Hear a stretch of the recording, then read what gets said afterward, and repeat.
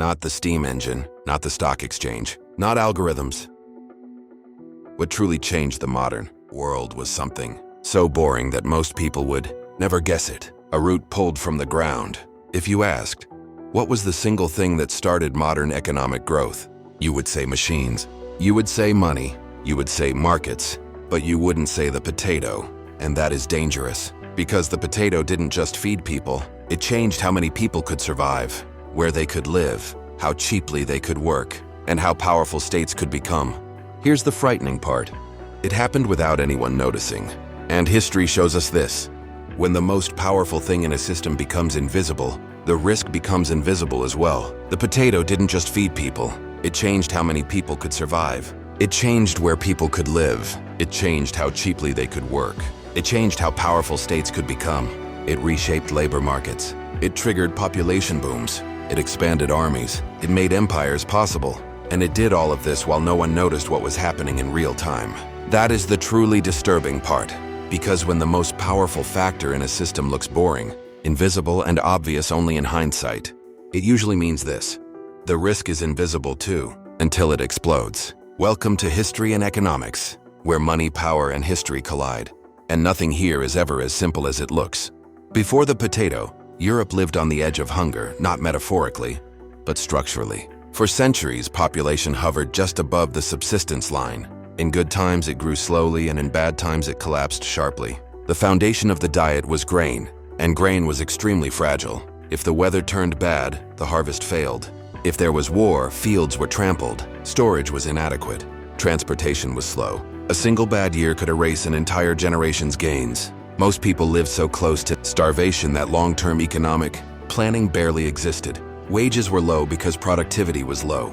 Families had many children because no one knew which ones would survive. Cities grew cautiously because they weren't sure they could reliably feed themselves. What limited power wasn't ambition, it was calories. The invisible ceiling of the pre-industrial world wasn't technology or ideology, it was nutrition. Then the potato arrived. At the end of the 16th century, the Spanish brought it from the Andes to Europe. But at first, no one wanted it. It grew underground, which made it suspicious. It wasn't mentioned in the Bible, which made it uncomfortable. In some places, it was fed to animals, and in others, it was completely ignored. Economic revolutions don't usually arrive saying, "Hello, I'm a revolution." But over time, people had no choice. And when the potato spread across Europe in the 17th and 18th centuries, the foundation of the system quietly changed, because the potato was strangely efficient. Compared to grain, it produced far more calories per acre. It grew in poor soil.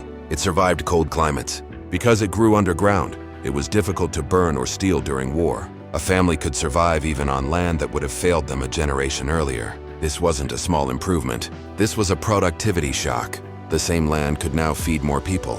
More children survived. More adults lived long enough to work. Population began to rise. But not because people became richer. It rose because the food constraint loosened. That distinction matters. Europe didn't grow rich and then grow. It grew first, and then had to figure out what to do with all those people. And that surplus of people became the raw material of modern economies. More people meant more workers. More workers meant more competition. That pushed wages downward.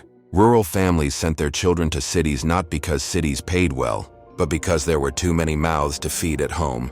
Urbanization accelerated. Early factories filled with workers who had very little bargaining power.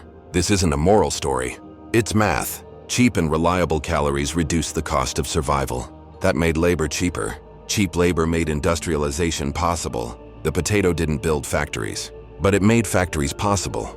States sensed this. They may not have fully understood why, but they could see the outcome. Regions that adopted the potato early could raise larger armies. They could feed them longer.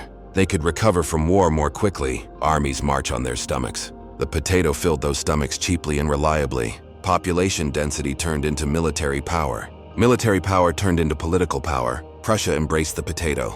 Russia embraced it. France and the Low Countries embraced it. States promoted the potato not for public health, but out of strategic necessity. A well-fed population is easier to govern, easier to tax, and easier to mobilize when needed. Modern states didn't begin with constitutions. They didn't begin with central banks. They began with food security. By the 19th century, the potato had become invisible infrastructure. No one noticed it. Everyone assumed it. Everyone took it for granted. But entire societies had unknowingly become dependent on a single crop. And monocultures do one thing very well. They work perfectly until they don't. When a system leans on a single extraordinary input, it accelerates, grows, and gains power. But it also concentrates risk into one point, and that risk never announces itself. By the time Europe realized how dependent it was on the potato, there was no way back. In Ireland, this process happened faster than anywhere else, and it ended more violently. By the early 19th century, the potato wasn't just a staple, it was the system itself. A single acre could feed a family. Landholdings shrank because they could.